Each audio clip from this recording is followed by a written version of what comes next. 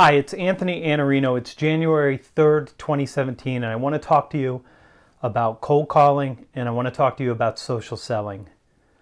So for the last 5 or 6 years, all I've read about social selling is that cold calling is dead, that you can't pick up the phone and call anyone.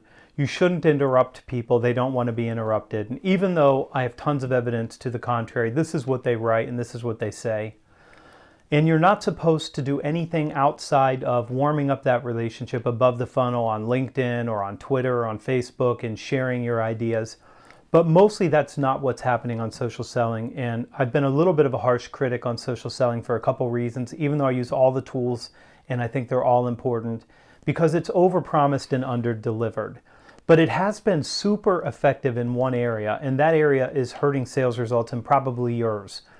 What the social sellers and the people that sell social selling have continued to preach for the last 5 or 6 years, maybe a little bit more, is that you should never pick up the phone and cold call, and that you should never interrupt anybody, and you should never ask for an appointment. Instead, what you should be doing is warming up that relationship and waiting until they invite you to engage with them in some way so you can finally try to move it from online to offline or in real life.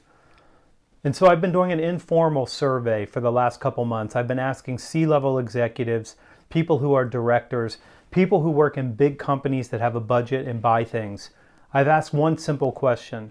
On a routine week, how many sales calls do you get from salespeople where they pick up the phone and just cold call you?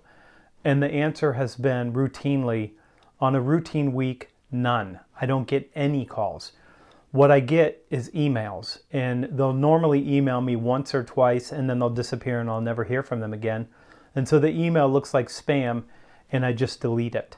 And this is what most executives are telling me. Their phones don't ring anymore.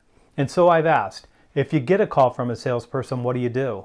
They say, I listen, and if the person's got chops and they sound like they really know what they're talking about and they have something compelling or interesting, I'll listen to them and I'll decide whether or not to meet with them.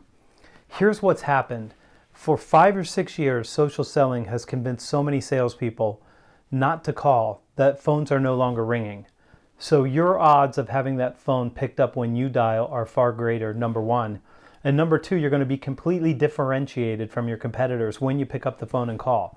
Because your competitors mostly are sitting behind an email and hoping that that email warms up the relationship enough that the person on the other end will ask them to come in and sell them. And that's what they think is going to happen because they say things in those emails like, please call me at this number.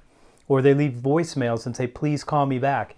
Even though it's not the client's responsibility to call you back, it's your responsibility to call them back. What you're doing is you're signaling that you don't have the confidence that what you have to say, what you have to share, and the way that you create value is good enough to deserve their time. That's what it says when you send an email. When you make a phone call, it says that I'm your peer, I'm a trusted advisor, I have insights that can help you manage your business better. I can be the person that you count on to think strategically in this particular area where I work because I've got deep chops and I'm able to help people get results that they can't get without me. And that's the difference between an email and a phone call. The phone call says I'm confident I can deliver value. The email says I'm afraid of you. Because if I wasn't afraid of you, I'd pick up the phone and call you. So here's my recommendation. Take it or leave it. It's your 2017. But were I you, what I would do is make the phone call first. Don't worry about warming it up on LinkedIn. Don't worry about warming it up by sending an email. All you're doing is warming it up for you. Your client, your prospective client, is no warmer having gotten a cold email from you. That cold email doesn't do anything to make them say, you know what, this is a person that I can trust with my business. It does nothing. In fact, it does the opposite. It makes them lose confidence in you and you don't look like a peer. So make the phone call first and say, I am confident I have something.